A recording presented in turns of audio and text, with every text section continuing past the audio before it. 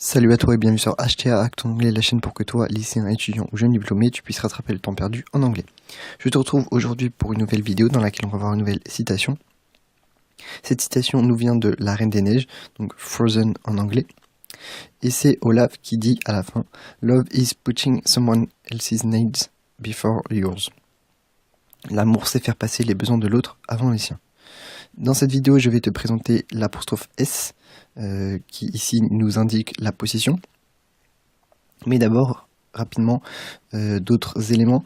Else, on a ce petit mot else qui signifie autre, d'autre, et qui mit derrière someone, somebody, something ou somewhere, signifie quelqu'un d'autre, quelque chose d'autre, autre part, ailleurs, selon le cas. Et du coup, retiens bien ce petit mot-là. Yours, donc c'est un pronom possessif qui remplace le nom your, qui remplace need en fait. Tu vas avoir, au lieu de dire before your needs, tu vas avoir yours qui remplace needs pour éviter d'avoir à faire une répétition. Donc c'est pas la première fois que je te dis ça, mais je préfère le répéter pour être sûr que ça rentre parce que c'est important. Et moi je sais que j'ai souvent fait la confusion entre your et yours, donc je ne veux pas que ce soit ton cas. On va passer au sujet qui nous intéresse aujourd'hui, le apostrophe S. Donc fais attention parce que le apostrophe S peut vouloir dire trois choses selon le contexte. Il peut être la contraction de his, de has, et il peut vouloir dire la possession. Alors évidemment c'est avec le cas qui nous intéresse aujourd'hui, mais fais attention à ça. Le S de la possession, il est normalement utilisé pour les noms de personnes initialement. Par exemple, Mary's sister, c'est la sœur de Marie. Tu vas toujours traduire en premier le deuxième nom, celui qui est après le apostrophe S. D'accord.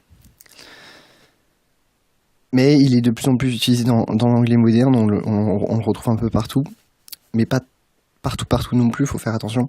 The country's pride, la fierté de la nation. The Euro's recent rise, la hausse récente de l'euro. Donc ça c'est le début d'un article que j'ai pris de Reuters, je crois.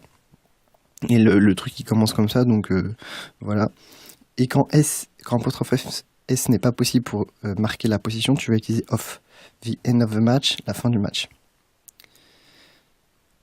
Et oui, fais attention, tu n'utilises pas the devant les noms propres en règle générale, mais aussi également du coup là, tu vas pas dire the Mary's sister, tu vas dire Mary's sister.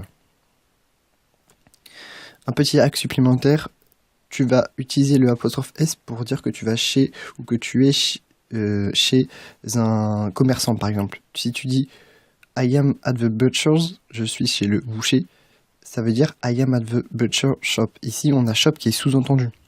Il est sous-entendu par le apostrophe S. Tu peux également dire I'm going to my aunt's this weekend. Je vais chez ma tante ce week-end. Et là, le apostrophe S après aunt, il sous-entend house. Parce que c'est évident que tu vas, quand tu dis que tu vas chez ta tante, c'est évident que tu vas dans sa maison, c'est évident. Du coup, tu n'as pas besoin de mettre house, tu mets apostrophe S et ça sous-entend le fait que tu ailles dans sa maison. J'ai fini avec la vidéo du jour, j'espère que tu as tout compris. N'hésite pas à mettre des commentaires si tu as des questions, n'hésite pas à aller voir ma page Facebook. Moi, je te souhaite une excellente journée et je te retrouve demain pour une nouvelle vidéo.